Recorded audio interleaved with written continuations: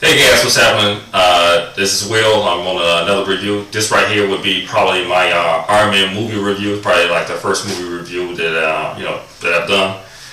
So on this one, it was like a lot of stuff that I've seen, like a lot of reviews I checked out, and like a lot of stuff that people basically had said about the movie who didn't really understand really what this movie is actually really about. I looked at Dino Last, who hey buddy, I love you. He makes some real cool videos. I mean, he's a real smooth cat. I love his videos. He's one of the first guys that connected with me on Satchel Freaks. So I seen his review and a few things that he said I didn't agree with, but I think I'm not sure, but I don't feel that think that he's more of a comic guy. I know he's definitely a Star Wars guy, but. I'm a comic guy, as most of you guys, y'all sort of know me. I've been reading comics ever since I was like, 6 or 7, so, I always have been into this. So I'm just giving you a perspective to kind of better understand the movie on a comic guy's perspective. Actually, this movie was made by Jon Favreau. He's actually a comic guy. He loved comics, he read comics, he's been into comics. This is one, he always had wanted to do a comic movie, so he got the chance to do Iron Man 1. He loved it. I mean, the guy's the man. He's one of the very few directors out here that know what he's doing and know the craft. He's another Christopher Nolan, who was another guy, and also Chicago native. He stayed in the suburb outside Chicago. There was no more than probably like walking across the street and you're right in Chicago. Stayed in Evanston, Illinois, which is basically like a neighborhood of Chicago in a sense. But he's a Chicago native. He stayed here. That's why he decided and wanted to do Batman in the city, because Chicago has more skyscrapers than any other city in the country. So Chicago's a prime place to film movies like that. So that's why he went there. So now you know the story of that. And he's a comic guy. So that's one of the successes of Batman, because when you get a guy that does, that read those comics, odds are that he's going to put out a real good comic-related movie.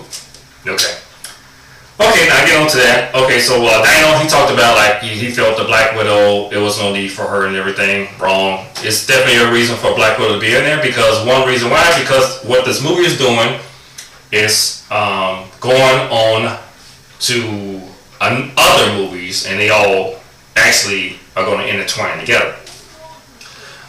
This movie is going to ultimately become an Avengers movie. That's the whole idea. What formula, who they're going to fight, I don't know. I may have a couple of ideas, but maybe we'll cover that in some other kind of video later on down the road. But actually, the Black Widow is probably one of the best agents of S.H.I.E.L.D. I mean, she is totally kick-ass, They rebooted this, actually. This right here is like the old school Avengers, This right here is like a reboot they done up the original Avengers, I ain't want to show you the old comic because, you all know that. But this right here is like a reboot of the old comic. They changed the lettering a little bit. But you see they got the old school characters on here. Thor, Iron Man with the old suit on, and the Incredible Hulk, he was an Avenger back then. This is a new Avenger. The new Avengers is called Ultimates. Ultimate Avengers, or the Ultimates. That's what they call their group. That's what this storyline is following. Not the old one. The new one, the Ultimates. That's what the storyline is following. And the Ultimates and everything, more so S.H.I.E.L.D. is running the show. More so in the old Avengers was more so Tony Stark. Because basically, everything with the Avengers, the headquarters, to the planes they flew in, everything was owned by Tony Stark. So hence, that's why you need Iron Man. Iron Man is actually the founding member of the Avengers, actually, if you follow it through the comic. Anyway, getting back to the Black Widow, she was totally kick-ass in the movie. Scarlett Johansson, she played a magnificent part. She's a beautiful woman, which added to the beauty of the Black Widow. Black Widow is probably one of Marvel's top hottest female characters. She's one of my favorite, always have been. She's a S.H.I.E.L.D. Agent, so she is totally kick-ass on that. She's a specialist in weapons and fighting. They going the right way with this. If you guys, for y'all to better understand this Iron Man movie, you would have to read at least the first couple of issues of Marvel Ultimates. You would better understand where this movie is going. especially in the very beginning when it comes out. All the Avengers is fighting the Incredible Hulk. And from what you guys remember in that Marvel Hulk movie, that first animated that Marvel Studios had done, that's basically the Ultimates, you know. And one of the main characters that they got the takedown was the Incredible Hulk. So now you see and everything. Well, this may be going too, you know, spoiler.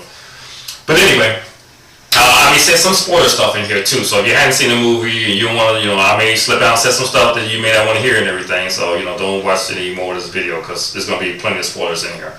But anyway, the Black Widow, she played a very good part. You need her in this. You need her in this movie. There's going to be other characters that may not seem insignificant to some of you guys because you all don't read the comic. You know, you have to read the comic to kind of understand where this movie is going. You know, you guys got stuck on the Hollywood aspect or just the character aspect of the movie. But this is a movie basically written on a comic storyline. You know, so it's basically a comic type movie. Let's see. Let's get to some more stuff. You don't got too much time, guys. Iron Man. A lot of people say they didn't like Iron Man character because he had like a nut in there, you know. But that's the whole point of Iron Man. Iron Man is a egotistical maniac. He always had been like that in the comic from day one, ever since the '60s. You know, he been like that. That's Iron Man's character. Imagine yourself as being one of the smartest inventors in the world. You know, ladies throwing all at you. You know, they telling you how, you know, smart you are. You know how rich you are and all that and everything. You would be egotistical maniacs too. You know, it goes with the character. Iron Man's character is like Howard Hughes, who was one of the greatest inventors of our time. You know, he was, you know, a nut too. But he was a smart nut and a rich nut. So that takes care of the thing with Tony Stark. This is his character. You know, this is how he is. He always has been like this in comic books. You gotta read your comic books, guys. Some guys complain Don Cheadle, you know, he's not, you know, he didn't do a good War Machine.